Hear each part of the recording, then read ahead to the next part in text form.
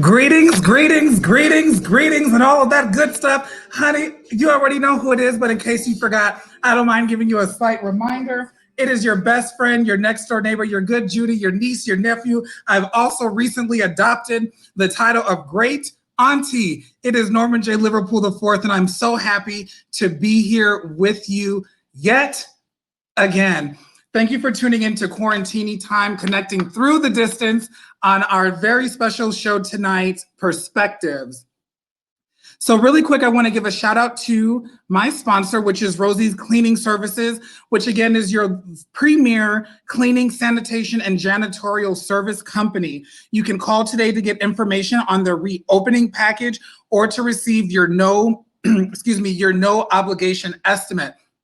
Each time they come out, y'all, they're going to send 2 technicians. Your house is going to be left spotless and it's going to exceed your expectations every time. So you can reach them at rosiescleaninglv@gmail.com, which is scrolling right here, or at 702-826-1299. So I want to talk really briefly about what we're going to be oh, wait, okay. Chi-Town is joining us. She got her cocktail. Cheers also to Miss Sonia. We see you. Thank you for joining us. So as you know, we're doing a 4-week series on Sassy Assy Saturdays. So this week on Saturday at 9 a.m., the title is It Do Take Nerve. And what we're going to be talking about is overcoming some of our personal objections, our personal things, our shit really, that doesn't allow us to live our best life. So that's what we're going to be talking about on Saturday at 9 a.m. So really quick, in honor of Mama A tonight, I am going to, let me see, Mama, I'm going to play our jam topic. Our jam song is going to be dedicated to Mama A. Alexa, play Saturday Love.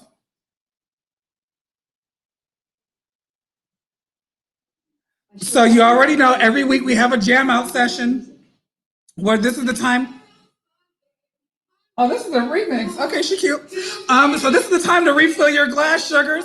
I'm over here drinking M. Chevalier champagne, honey, $6 Chuck from Trader Joe's. So we're gonna get this. Oh, this is a real remix. Okay. So take this moment, get your cocktail, refresh your glass, and we're going to get into this as I introduce my special guests.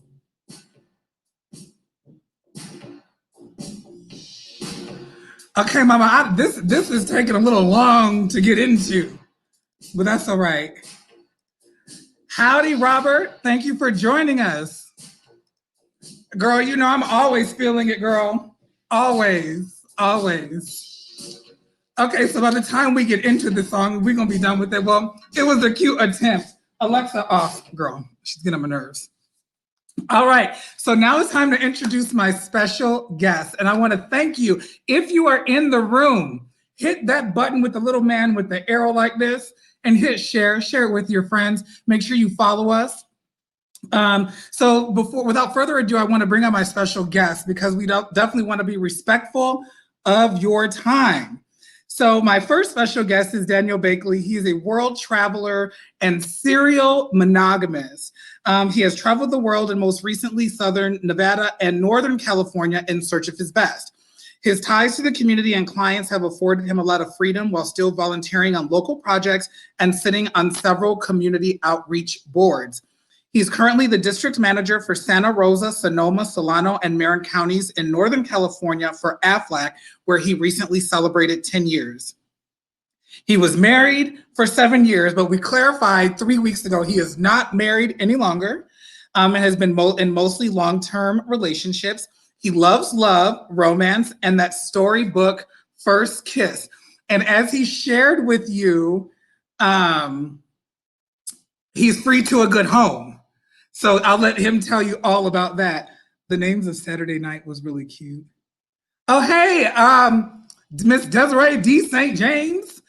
Our next guest, Brian Murphy, a 52-year-old gay male that has 3 children. He has a son and 2 daughters with another gay man and a lesbian. He's going to tell us all about that. He says he spent 36 years in healthcare, mostly in a clinical setting, and lately in an administrative role. He's originally from New Hampshire. In his life's journey, he's faced adversity and pain due to prejudice.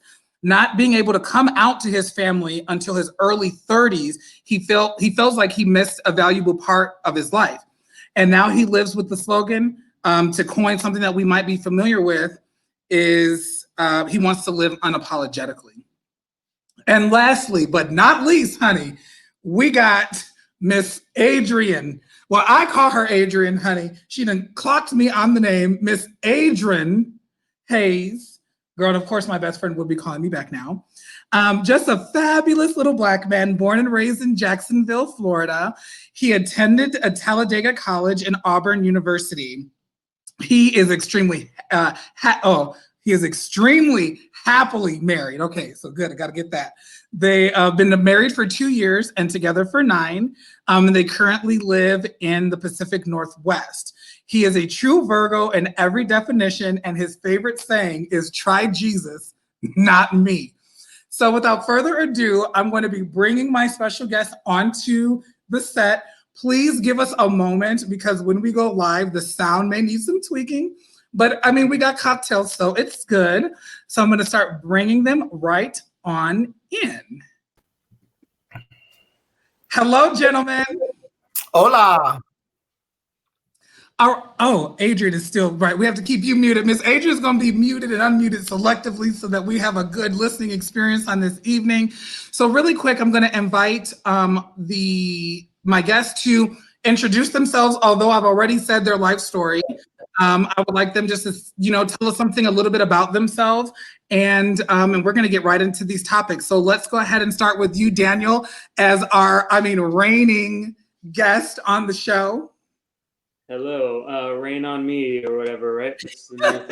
Did you end up playing it? I don't think so, right? Not today. No. All right, so nothing new here to report. We're going through a little bit of a heat wave, so I love that I can wear this short sleeve shirt. And thank you so much for the Smashing Faces shirt, Norman. And shout out to Hungry Hustle for making making the shirt. And they made it so quickly. They're so creative. I love it. So excited for tonight's show, and I'll leave more time for the other guests. Awesome. All right, Brian, you're up. Oh, goodness. So as you said, I'm from New Hampshire. Moved to Vegas back in 2017, working in healthcare and just kind of navigating my way through the West Coast mentality has been a very interesting process for me. And like you said, 3 kids with baby daddy and a baby mama. Well, there you have it. All right. More to come. Babe, hey, how many of you can say you got a baby daddy and a baby mama? All right, I'm going to mute you guys so that we can hear Adrian really quick. Go ahead, A. Hey, guys. This is Adrian from now Federal Way, Washington. This is my 12th state. Not a whole lot. Originally a Floridian, kind of been around all over the place. I've known Norma for many years, and I'm just happy to be here to support you, man. Well, awesome. Well, I'm going to mute you again. We're so excited to have you guys on here. And so the whole purpose behind, wait a minute. wait. My mom, the Dr. Gina Franklin was in the room. So welcome, Mom. We thank you for joining us. So really quick, before we get into this, I wanted to talk about where this kind of concept came from. So each of you have poured something differently into my life. Adrian, I've known you since 2012. You've been like my second gay mother to me. I've been able to call you in the middle of the night, even at a point where you offered me, a place to live when I had to, figure that out. Daniel, we've known of each other for quite some time, but within the last few months, like, we're getting closer, and I'm really excited about that. And Brian too, I've known you for a couple of years. And so when I started thinking about different stages, I wanted to have a little bit of a diverse group. because I felt like I wanted to kind of almost walk through like an ages and stages type of thing, where four different people from four completely different backgrounds. Pearls. Huh? He's clutching his pearls. And so that we could come together and kind of just discuss things that we're all probably going to see a little bit differently. So without further ado, my first topic is, thank you, Mom. I'm glad you're here too. So our first topic is, when did you know you were gay? Now, this is not to be confused with when did you come out? Is when did you know you were gay? And I think we're going to start with Adrian this time, so that way I can work through this new system that I have to keep clicking on. So Adrian, so when did you know you were gay? That's easy. I was 9. Uh, I grew up in a neighborhood that was extremely segregated.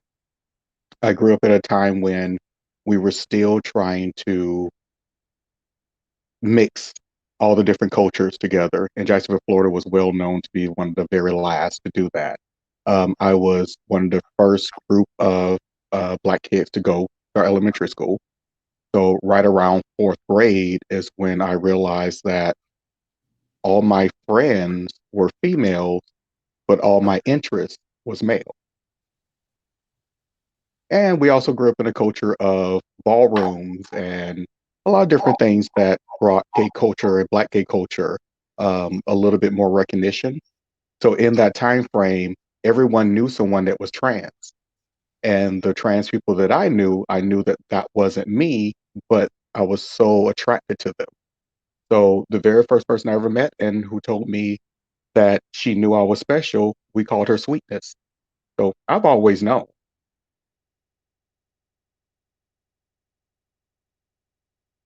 All right, well, there you have it. Let me mute you again. So Daniel, what about you? When did you know that you were gay? I was at one of my best friend's houses, and we were having a water balloon fight, and it was probably summer, I'd imagine, or a holiday or something like the one that just passed.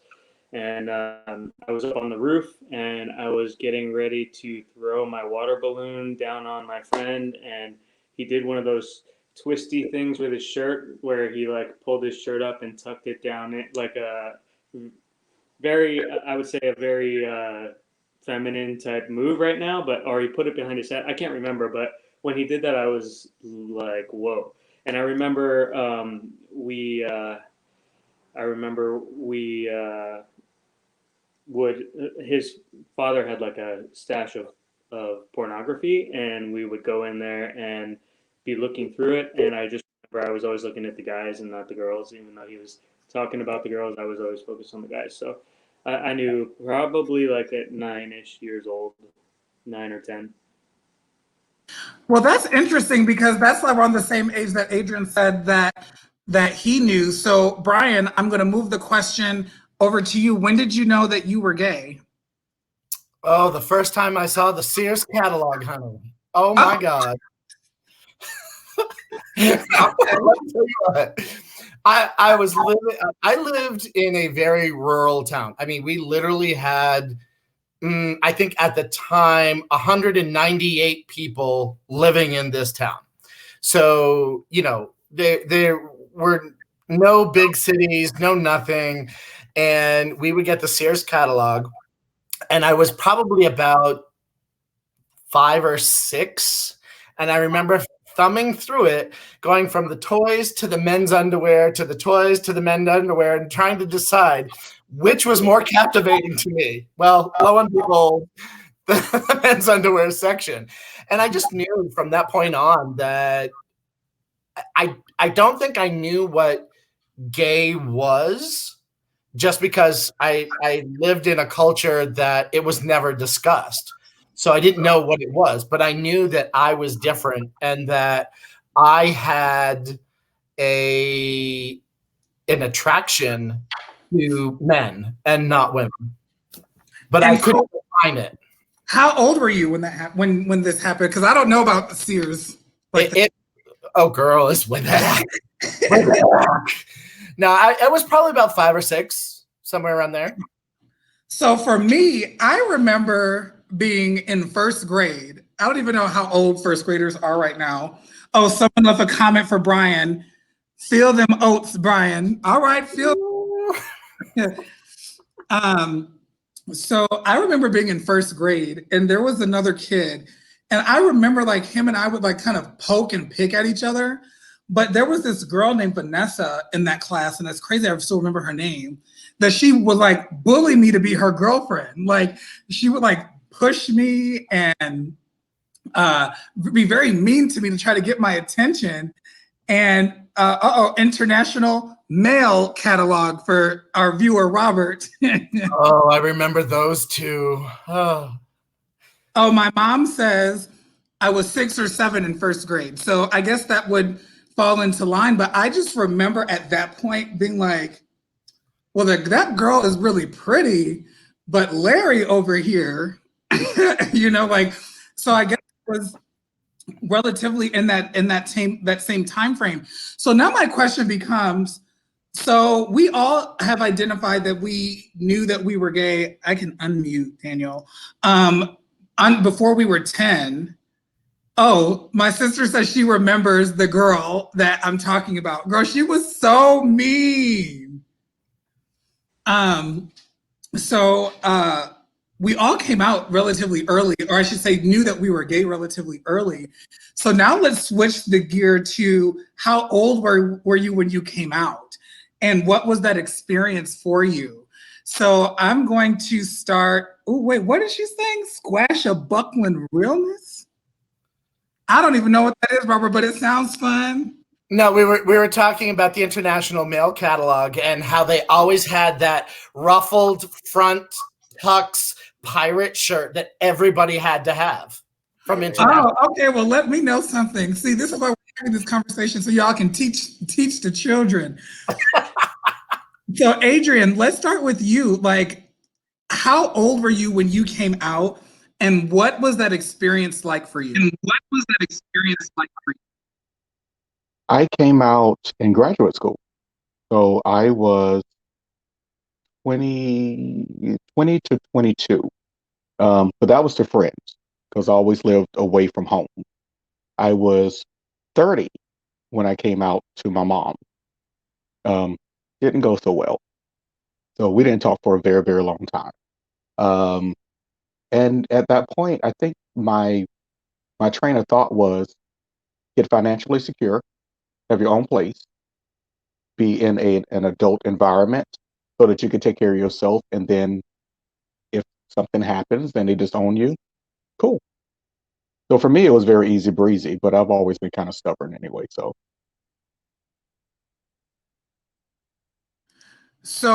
okay, I'm going to mute you again and ask you another question. So, by the time you knew you were gay at 9, and the first time that you were able to come out in graduate school was around 22, and to your mom at 30. Did I get that right? Give me a thumbs up because you're muted. Okay. Wow. Wow. Okay. All right, Brian, let's open it up to you. Again, how old were you when you came out? And what was that experience like for you? For me, it was a really tough decision. I was living in the closet for probably until I was living in the closet from the time that I moved out of my mom's house at 16 to when I actually came out to my family at 31. So I was living in the closet and I always had a roommate. But back then you couldn't be open. You could have been killed for being gay. When is back then? Help us paint the picture. Early 80s, 90s. You as a gay person, you would see people getting beat up, getting persecuted, if you were to go to a bar, you couldn't just walk into the front door of a bar those days. You had to go into a back alley, find that special door, and ring the doorbell, and a doorman would let you into this little cubby area where you would get basically interviewed or questioned, and then they would let you into a club. But then when I was 31, I was just about to turn 31.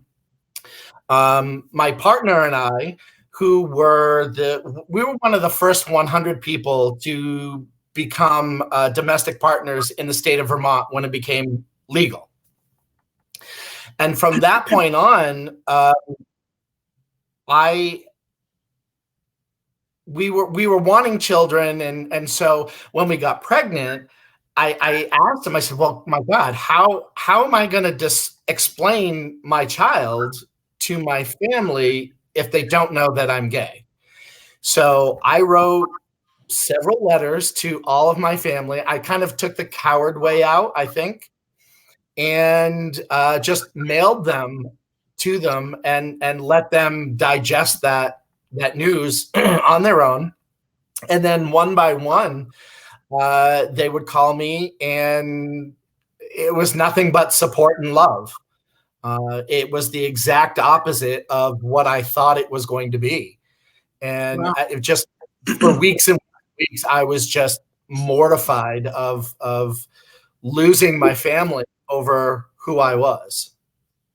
That's interesting. And some of what you talked about, we're going to circle back to, but I just want to point out that as you're speaking, and I noticed the same thing with Adrian as he speaks, like there's a lot of commonality and similarity between your guys' story, because I'm watching Adrian like he's literally reliving some of this. So we're going to explore a little bit of that dynamic in a bit. So Daniel, excuse me, tell us a little bit about what it was like for you when you, and I know that you've shared this with us before, but talk to us about how old were you when you actually came out and what that experience was like for you. So I was 19 or 20, I cannot remember exactly, but I was kind of outed. One of my mom's employees had recognized my car at the Gypsy parking lot in Las Vegas, and I think I was 19, almost 20.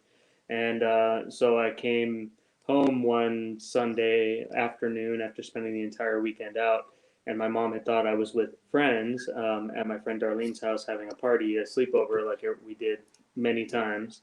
So it wasn't anything out of the ordinary. But when I walked in the house, she said, "Do you have anything you want to tell me?" And then she laid it on me that she had heard that my car was across the street at Gypsy. What would I be doing there? And so the shit kind of hit the fan at that time. And she didn't care for me going out. She made it very clear that if I wanted to continue going out, drinking in a smoke-filled environment and potentially catching AIDS and doing drugs and all these things that she just assumed was part of gay life, which I grew up with, which is why it was such a struggle for me to come out.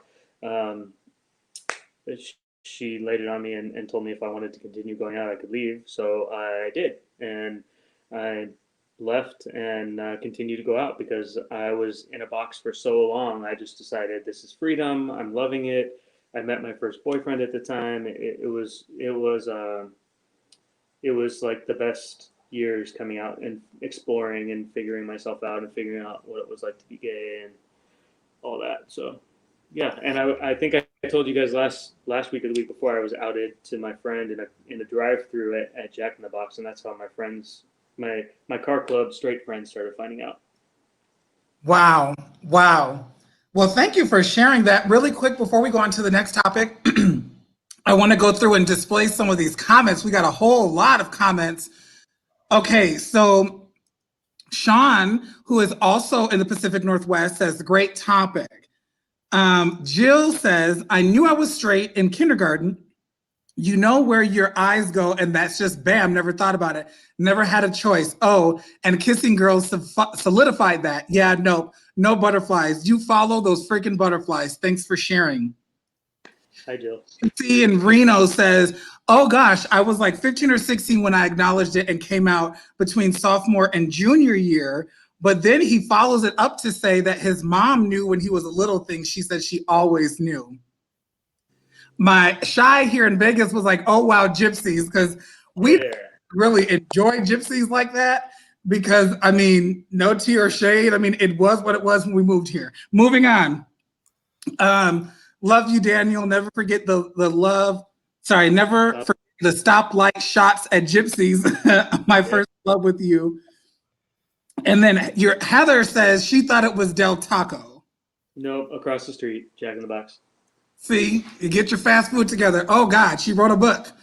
She says, I woke up one Saturday morning, all groggy, came out to get cereal, and my mom was watching the news and said a lot of politicians' sons and daughters were coming out as gay. I was like, oh, really? She then said, well, what are you? I was like, what do you mean? She said, are you into guys or girls? So I said both, and she said, okay, and that was it. Okay, well, beautiful. I love that. So let's talk about, we're going to switch gears really quick. So I want you guys to think about a time, well, back, I mean, I don't want to say back in the day, but a previous time that you did something that was really funny that would have been deemed rebellious back in that day. Like something that we could like, oh girl, that was nothing. But girl, back in the day, it could be rebellious. So we're gonna start again with Mama Adrian. Oh boy.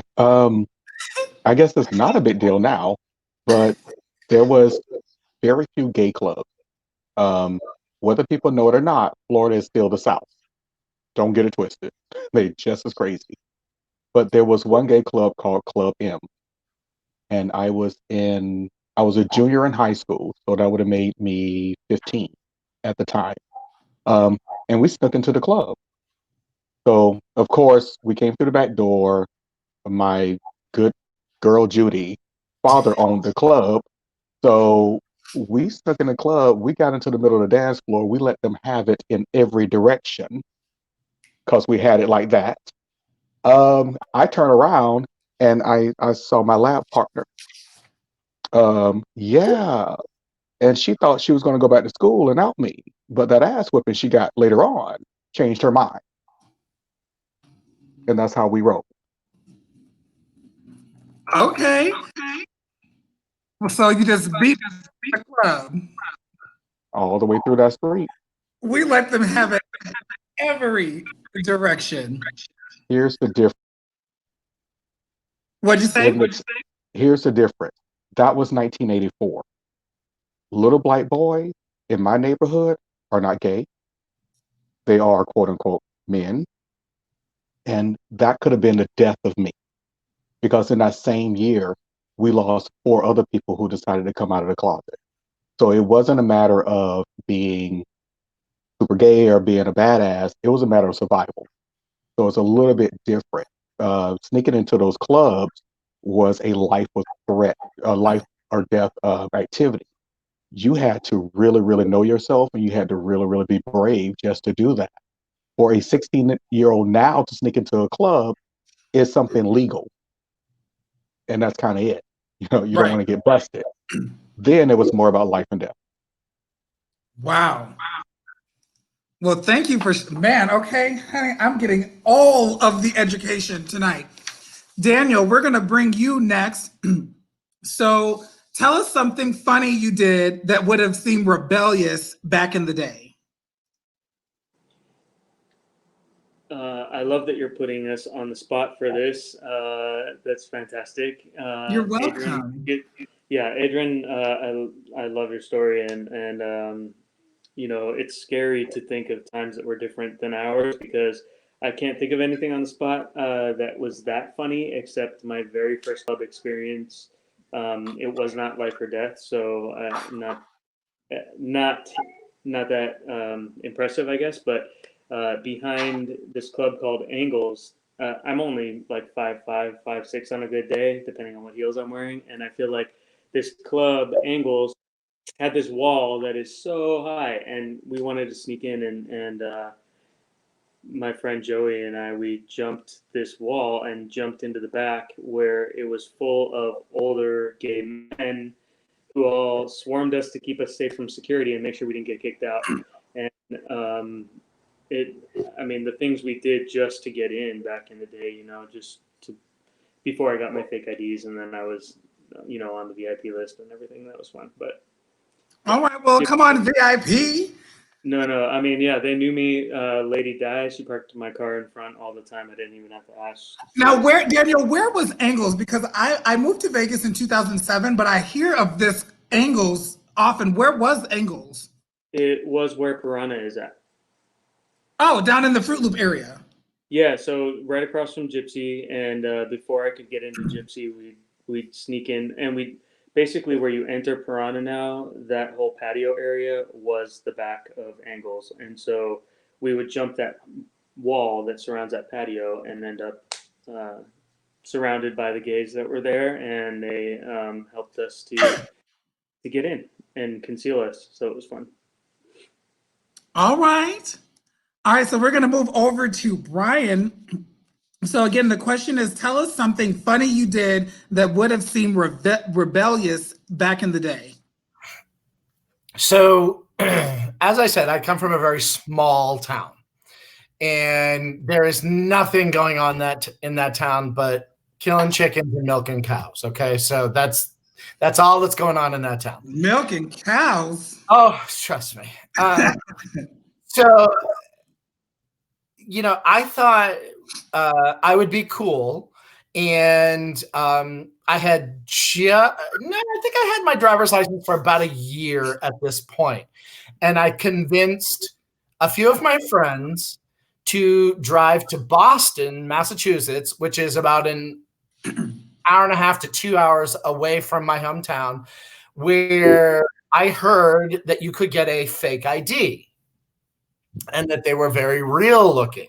Real? Oh, yeah. So we drove, I think it was like 2 hours to this unsavory little section of Boston and walked into this store, and the guy spoke very broken English. So I think all he understood was cash, ID, pay now. So that was about it. So I went in, and sure enough, he had this little passport camera, and he took his picture. He went out back and did his magic, and you get to pick the state that you were from, because you didn't want to pick the state that you lived in, because then they would know that it was a fake ID. So I picked the next state over, which was Maine, and got my fake ID. And then coming back from Boston, that's when I first tried to get into the club. But the doorman at the club was this very unsavory older gentleman who had an affliction for the youngins. Not an affliction. Oh, honey, let me tell you. All you had to do was add an eyelash and let him touch your butt, and you were in the door. You didn't even need a fake ID. So, of course, we just thought we were the shit, and going in there, and that was my first gay club experience, rebellish, because being from a small town, you didn't do those things. So yeah, that was my.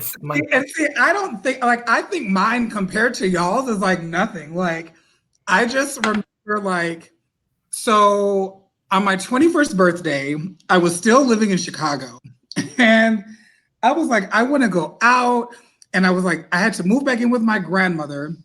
I lost my job, or I don't know. It was so cloudy. I don't remember where I was living back then. But anyway, I literally. Well, it's funny now. I got to the club at 10 on June 10th, and my birthday is June 11th. And so they literally made me wait outside for 2 hours. Oh. And so they made me wait outside for 2 hours until it was my actual birthday. And then at this particular club, it was so crazy because they had 18 and up on one side that you could start getting in like at like 8:30, right? But I didn't want to go in on that side because on that side you got a wristband that said you couldn't drink. So I sat outside, and Mama Adrian, you're gonna laugh at this, honey. Your daughter was in a wig, child, sitting on the stoop of a club in Cicero, Illinois, the south side of Chicago. Honey, I was in there with a shake and go. The wig, baby. Please tell me you didn't have slingbacks on. Actually, I had a mule on because I thought I was cute. Okay. I had a mule across that back. You know, I wanted you to get this good heel action. When I tell you the wig I wore is like what the queens make ponytails out of. Like it ain't to be worn alone. And honey, I cocked that thing. I will never forget it. That thing was black root and brown. I mean, just black and then copper. Oh. I was sitting out there, honey, looking like a tired little boy in drag. And I was just sitting there waiting. And that was the craziest thing that I can remember doing. But I just look back and like, damn, like you were thirsty to get up into that club. But that night was cute though, because I met Monica Beverly Hills and some of the other Chicago queens that have gone on to compete like on RuPaul's Drag Race and stuff like that. But baby, she was wore out. Wore out. I remember wearing my older stepsister's church shoes. Yes, I was wearing my sister's church shoes with some jeans and a top that I didn't even try on because I was scared. And I got this wig and I just grabbed one off because you had to pay $1 for the stocking cap, girl. And I didn't want the people to see me trying the wigs on. So I just grabbed one off the shelf, honey. And I wore that wig out. It looked like brush raccoon. Like literally. World, huh, honey? Honey, she was trying to get a nut. So what I would like to do is I'm going to bring the question back to, well, I don't know if I should bring this to Mama A, because Mama A, hold on, let me bring you on this camera, on this thing. Because Mama A, this question is, how has dating changed since you came out? I mean, you can still answer that, even though you're, you know, like a married woman and things. Oh, wait, before we got some. Oh, wait, my mom said, say what? Oh, yeah, Mom, you didn't know about that. Sorry about that. Thank you so much. Move that right off the screen. All right, so we got to go back. She says,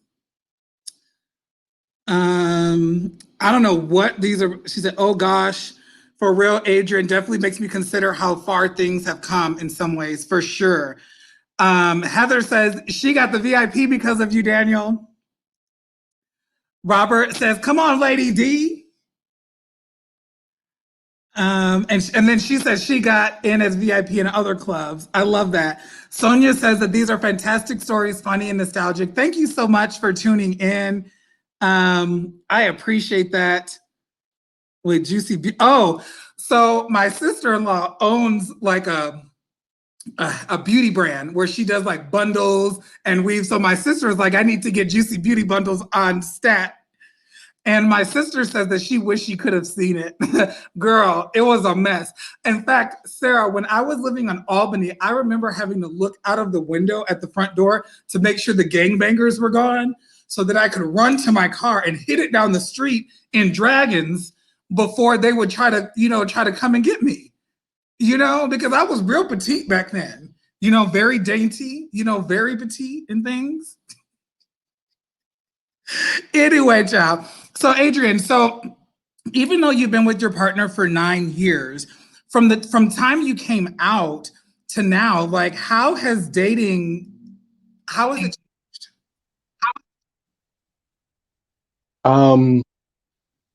The rules have disappeared. I was very fortunate to grow up in a household. The rules have disappeared. Okay, I'm coming back to that. Go ahead. I was very fortunate to grow up in a household. I was raised by my grandmother. So it was very, very well known that there are rules to dating. the purpose of dating is to get to know someone and to see if you match up with them. Being gay and being male, our first rule is get that ass. So we have to, tweak it a little bit here and there. It takes us a little longer to get there.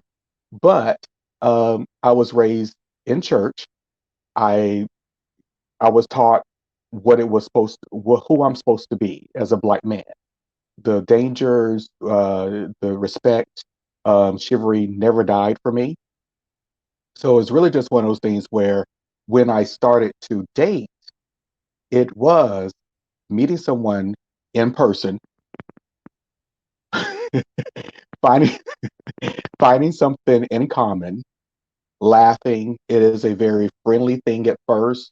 Many times it was because they were a friend of a friend, so the trust was already there.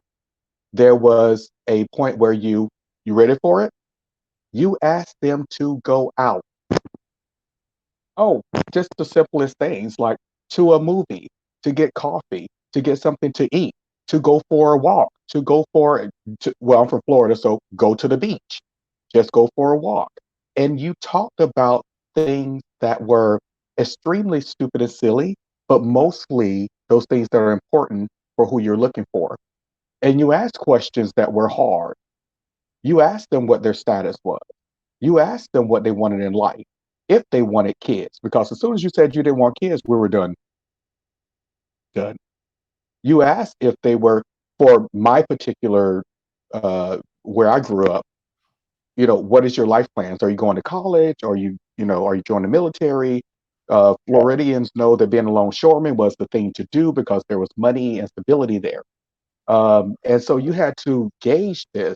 And you also had, at the time that I started truly dating, um, you had to be able to pass.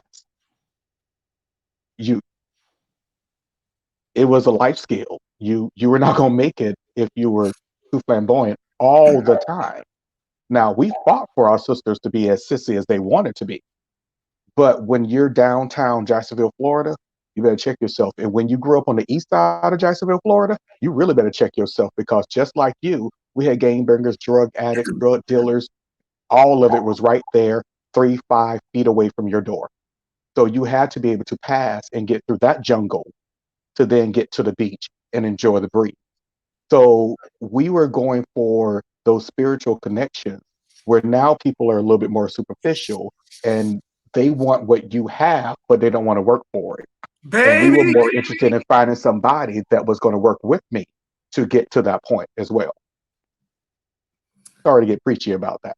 honey, when I tell you, I wish I had my tambourine because, baby, you done gave us a message.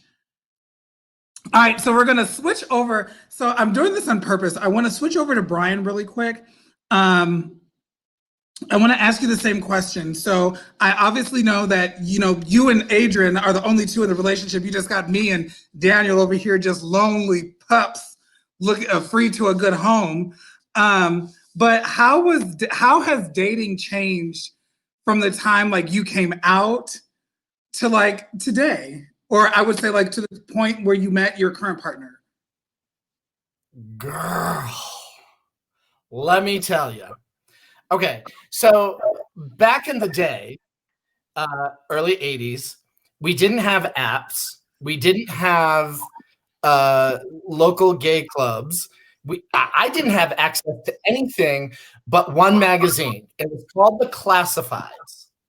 And in The Classifieds, you had a male for male section where you could type a cryptic message, not the LOLs and the RFMLOAs and all of this other stuff. You would type a cryptic message and gay people would know what that meant. And then you would write a letter. And then you had a PO box and it would go to that PO box. And then the person in turn would get that, write another letter, send it back to that PO box. So you didn't know where you lived. You had to have a PO box and then you would chat that way. And then if there was interest, you would make, you would meet somewhere and, okay, I'll be wearing the blue shirt with the, little flower in the lapel or something like that. And then, so that's how it started for me. And then, like Adrian, I was in a relationship for 23 years, a gay relationship for 23 years. And so, my dating experience was limited. I had a couple of short-term relationships before that, but nothing really significant. And then when I had my 23-year relationship, through the course of time, things happen, and the relationship, we had to get a divorce, and then I found myself in a world that I was totally unfamiliar with. Now we had dating apps, and we had a totally different mindset to dating. When I first became single, I wanted that date in that wooing and that courting stage of what I was used to. Just going to dinner, going to movies, talking, getting to know each other. But I found myself in a world where that wasn't the case anymore. It was that immediate gratification, and if you didn't get that immediate gratification, nobody wanted anything to do with you. So I really was lost, and I found myself for about 2 years just not dating at all, and talking to people and figuring things out. And then when I made the decision that I wanted to put myself out there again and be serious about it, I think I was still naive to the fact that what was reality versus my mentality. Right. And, and then all of a sudden, the daddy syndrome happened. And that threw me for a loop, because I was like, wait, what? Huh? What? But you like anything, business, love, personal growth, you change and you adapt. And then once you change and you adapt, and I think when the universe knows that you're ready, then that true person will come into your life. That's a great point, especially when we're looking at, all of us being in different situations, different relationship status, different backgrounds. But it's so true that, and I believe that when the universe knows you're ready, and I'm a firm believer that the universe does not take what you say, it takes the energy that you give off. And so you can say you're ready, you're ready, you're ready. But if that's not the energy you're giving off, and I found myself in that very space, in like saying, oh, I'm ready for this, I'm ready for this type of relationship, where there was still so much work to be done in me. And and that's very true, but the universe will put people into your life to either complete you or to move you to the next phase. That's right. And so every relationship that I have, whether it be personal, professional, romantic, whatever, I value, and I always look for what growth did I get, or what gift did I receive for my own personal growth out of this. And people look at me sometimes very strange because I'm best friends with my ex of 23 years. We talk every single day. I mean, we have 3 kids in common, and he's engaged to a wonderful guy now, but we talk every single day. And a lot of people look at that and they're like, "Why do you talk to your ex?" Because he's a major part of my life, Right. and he always will be. And Yeah. so, and now it's just at the stage of, thanks, babe. We're at the stage now that I can torment him without any repercussions, which is great. I love that. So, He Dr. has G, no opinion, and I can just be completely and totally brutally honest.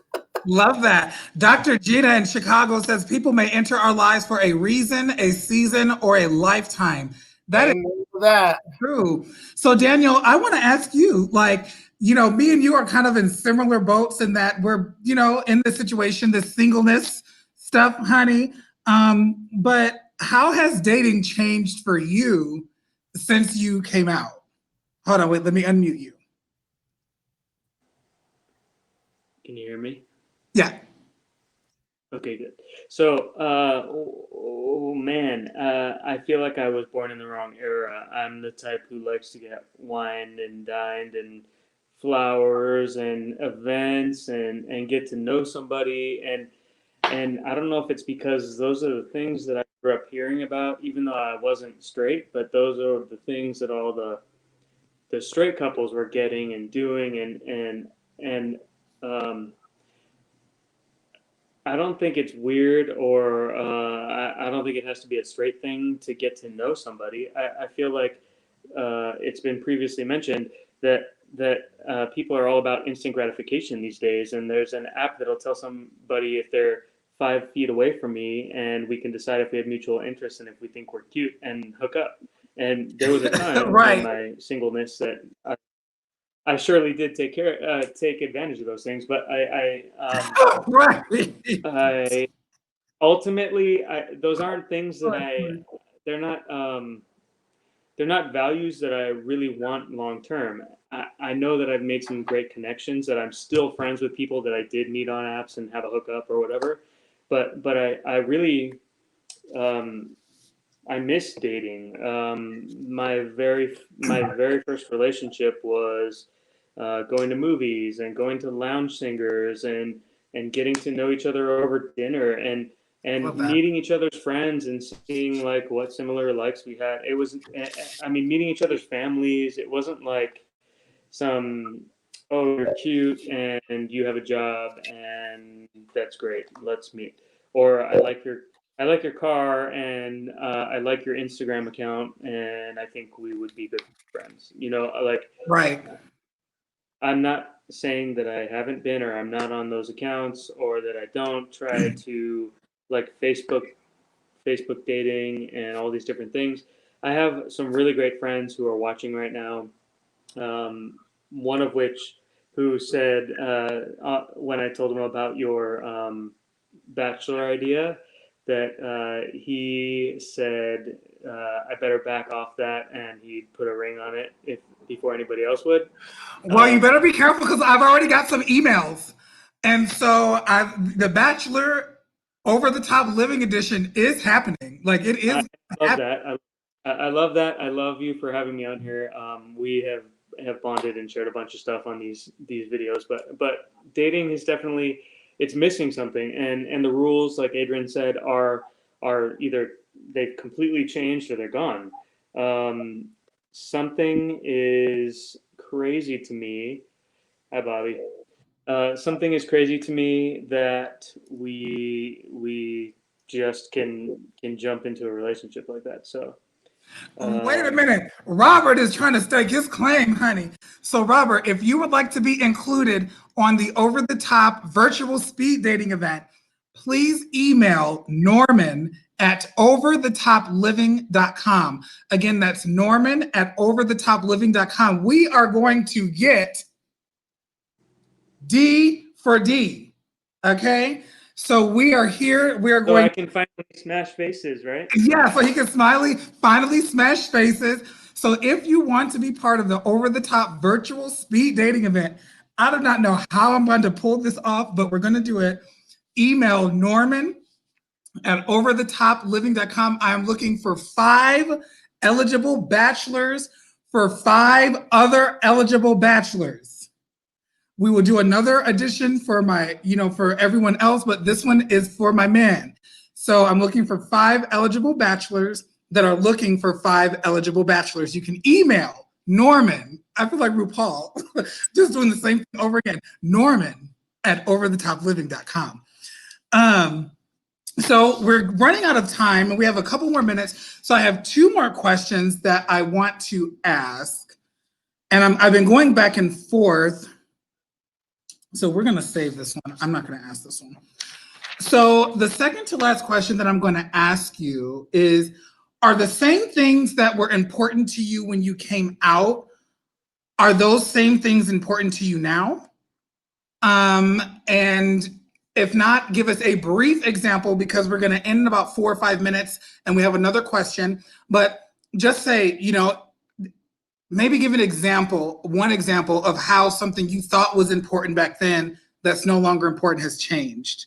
Give me one moment. We're going to go ahead. We'll start with Daniel since you're already on the mic.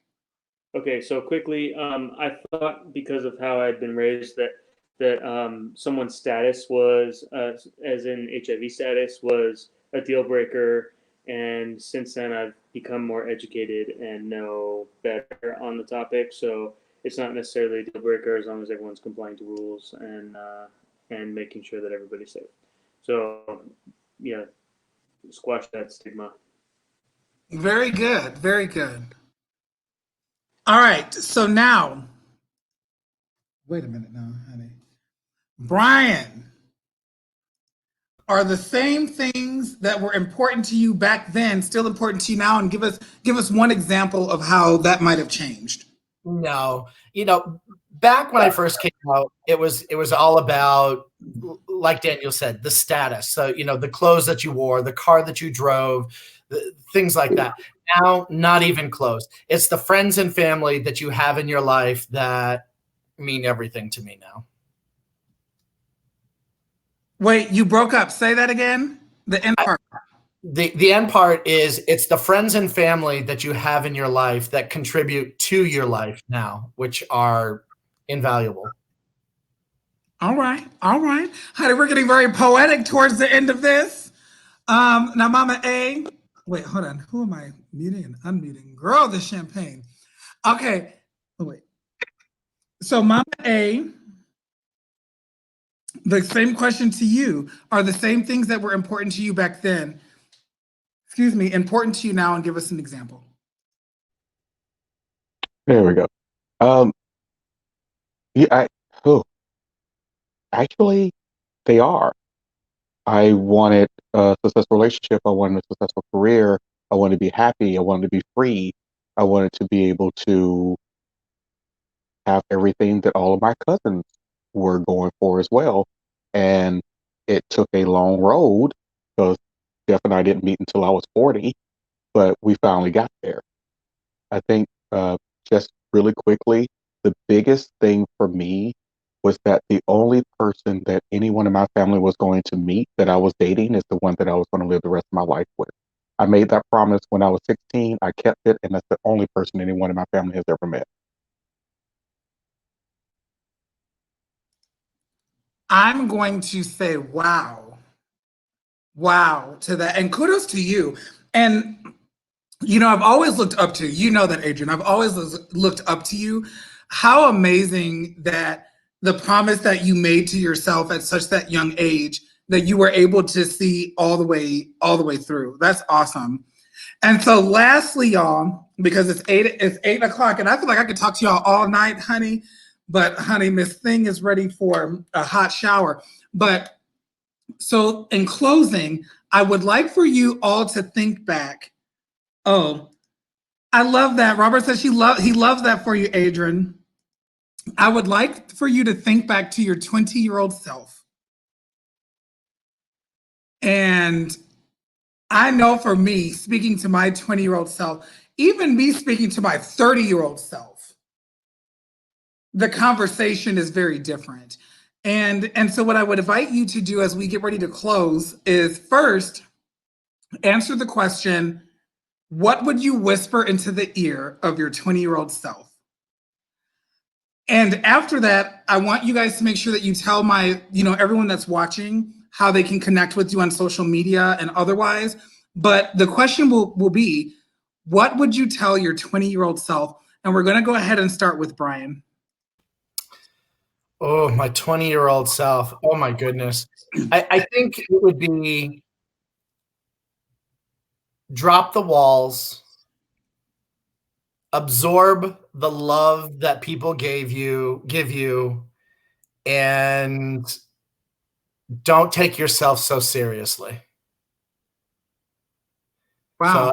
So, and those are probably the three things that I would tell myself. And, it's, for me, that has been the real change in my life, and that I really felt like I was living once I was able to do those things. So, yeah. So I'm on Facebook. I'm not big on social media yet, but I will be. We'll. If someone said, "Oh my God, Brian's story resonated with me," how can they reach you?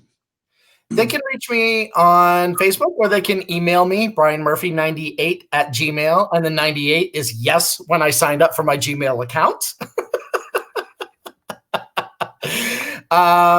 Yeah, so brianmurphy98@gmail.com. And I'd be happy to talk to anybody that my story resonated with, or anybody that just needs some advice. Well, we definitely want to thank you. Hang tight because we're going to kiki for a moment after. But Brian, I want to thank you. Well, cheers. Yeah, cheers. I want to thank you for joining and offering your perspective and sharing your story with us. We definitely appreciate that. Thank you so much, Sonia. I hope that you continue. So really quick, I have an amazing announcement to make before we go on with the rest of the questions. So this show, as we know it, will be ending in 2 weeks. Quarantini time will be finally coming to an end. Is it 2 or 3 weeks? I'll let you guys know, 2 or 3 weeks. But I have an all-new show planned. Daniel knows about it. But I have an all-new show that is coming that's going to replace this show on Wednesday nights at 7 called What's the LGBT? And I am so excited for that show to come on, which will come on in June. So we have a couple more episodes of Quarantini time, and then we're moving into a whole new series. And so I'm so grateful that you were on this episode, and we look forward to having you on future episodes. All right, so we're moving on to Miss Adrian, honey, the children, we're waiting on a word from you. So what would you tell your 20-year-old self? I was sitting here thinking about it, and for a brief moment, I literally went back in time, and it came down to this. It's not you, it's them. Your Blackness is beautiful. Your voice is just fine. Speaking correctly does not take away from your heritage. And it's okay to be Afrocentric. That boy needed somebody to tell him that then, because it took a long time to be okay with all this. And you want to know what something that's so amazing about that? And that's the whole reason why I started Over the Top Living. Because I was starting to, as I began to work through things in my 30s, I was like, damn, someone dropped that little piece off, when I was 22, that would have been cute. Or, had I known this at 25. And so that is why I started this organization, because I want to shorten the distance between A to Z. Do you feel what I'm saying? Like we all knew that we were gay before 10. We all came out, it seems like over 20, right? And so that is the purpose. And so that speaks to the importance of owning your story, choosing your impact, and sharing your voice. And so, Adrian, I want to thank you for being on here tonight. I want to thank you for being a close friend of mine. I want to thank you for guiding me away from the wolves and teaching me about, you know, as a life as a gay Black male. Because I was out here running reckless, and so I appreciate you for that, and thank you for being on tonight. Always and forever, my man. Always and forever. All right, Danielle Hanny, we're coming back to you, but before we do, we just want to see if we have any. Girl, my best friend then came on. She's finally here. She's nice and late. We love you, Miss Jose. And girl, you are not in your late 30s, but we love you anyway for participating in our show. That's a girl, she's been calling me. She, girl, just got out of the gym. But Danielle, so what was something that you would whisper to your 20-year-old self? Forever, I will say this. I wish that I could tell myself so that I would believe it, that I am enough. That I mean, it's a very emotional subject for me to talk about, like my self consciousness and things that I've gone through up until even today that I have to battle mentally over things that had happened, uh, bullying and all sorts of things. Not even because I was gay. So it was very difficult for me to come out because I had all these other things that were surrounding me that I thought I had to overcome first. And I love that I was accepted for coming out, and I love that wasn't an issue, but I've still carried all that other baggage with me moving forward. So it's been the reason behind a lot of things that I've done that I regret. I don't regret much of my life, but the things I do were all based on my insecurities and trying to fit in or do something that I probably should not have done. So um, I wish somebody, if not myself, could have gotten to me and said, you know, you are enough and you are fine just the way you are, which is pretty much what I've heard Adrian and Brian share as well. And it's been so nice to share the show with all three of you and hear your stories as well. Oh, Well, and if you Danielle, want to get a hold of, what'd you say? if you want to get a hold of me, you can do so on Facebook. Oh, wait, hold on. Oh, I wasn't prepared. Wait, the easiest way is probably just to email or text. So dbakley at dbakley13 at Gmail, dbakley13 DAKLEY 13. or dbakley13 at Instagram, but it's Gmail for the email. Those are probably the easiest way. Or give it I got your email. What was the other way you wanted people to reach out to you? Instagram dbakley13. Or like I've done before, my cell 702-283-1669. You don't have to type that in there, but you know. Okay, I was literally typing it in. Sticking true to my form, yeah, whatever. Yeah. Okay, so we're just gonna put this at Hey, my whole thing on that is if you need to reach out for anything mental health wise or whatever, I feel like I'm a big advocate for all that, and I would love to be a support if anybody needs someone just to talk to or shout at or whatever, because times are tough right now. Times are always tough.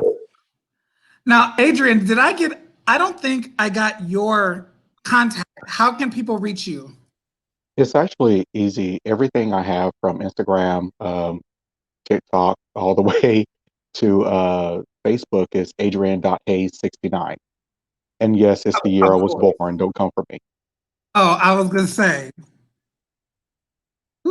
Show. So you can reach adrian.hayes69 on any platform and you're going to see this bitch. So we're just so excited. And so thank you again for coming on to the show. I want to make sure that we don't have any other. My mom, she is literally living for this. So I'm so happy about that. Thank you, Dr. Gina Franklin, Liverpool. And the reason why I always will call her doctor is because she earned that shit. Okay, she went to school and studied that. And when I'm talking to her, I call her Dr. Mom because she earned that shit, period. And when someone's like, oh, is Gina here? Dr. Gina could be here. because she earned that. And I just want to give you kudos to that. So really quick, I guess I should put my stuff up here, honey, so that it could go across. So really quick, give me 1 second because I want to put this up here and also thank my sponsor, Mr. But I know to get this stuff ready ahead of time, but we're here learning. So I want you guys to email me at norman@overthetopliving.com. Again, if you are interested in being one of our selected 5 bachelors for our Over the Top Bachelor virtual live speed dating event. I do not know how this is going to be, but we're going to do it. It's going to be amazing. Email me at norman@overthetopliving.com. You can definitely connect with me on Instagram at the Mr. Liverpool. And just to give you guys a brief recap, Over the Top Living was designed with you in mind. So Over the Top Living is a multifaceted platform. It's my speaking platform. I've recently partnered with College of Southern Nevada. I've partnered with some other amazing organizations. I'm on the board of the Southern Nevada Health District. And so we've got some amazing things in the works there. I should clarify, I'm on the governing board for the Community Health Center for the Southern Nevada Health District. It also is our 6-week program. It's our 6-week program that is a mentorship program. It's a mentorship experience that covers mindset for 2 weeks, energy and focus, maintaining healthy boundaries with your past, choosing your impact and sharing your voice. That is our 6-week signature mentorship experience. And we are amazed at the amount of feedback that we've gotten. Also, stay tuned for a new Loud and Proud Own Your Story Challenge, which is our free 5-day challenge that helps you choose your impact, share your story, and own your voice. So definitely stay tuned for that. Oh, my mom is saying yes. Okay, yes, I know my Mr. Norman J. Liverpool IV. That is me. So again, I want to thank you all for joining us for Quarantini Time on this evening. Really quick, a last shout out to my sponsor, Rosie's Cleaning Services. They are your premier janitorial and cleaning and sanitization company here in Las Vegas. Baby, they are handling it. You can email them at rosiescleaninglv@gmail.com, or you can call them at 702-826-1299. Each service, baby, they're going to send 2 technicians. Okay, so your house is going to be cleaned efficiently and it's going to exceed your expectations every damn time. So again, you already know who it is. But in case you forgot, I don't mind giving you just a slight reminder. It's your best friend, your good Judy, your next door neighbor, your niece, your nephew, your cousin, and I've recently been adopted as a great auntie. It is Norman J. Liverpool IV. Thank you for joining us for another edition of Quarantini Time. We'll see you here next week, Wednesday at 7 p.m. Pacific. Have a good one.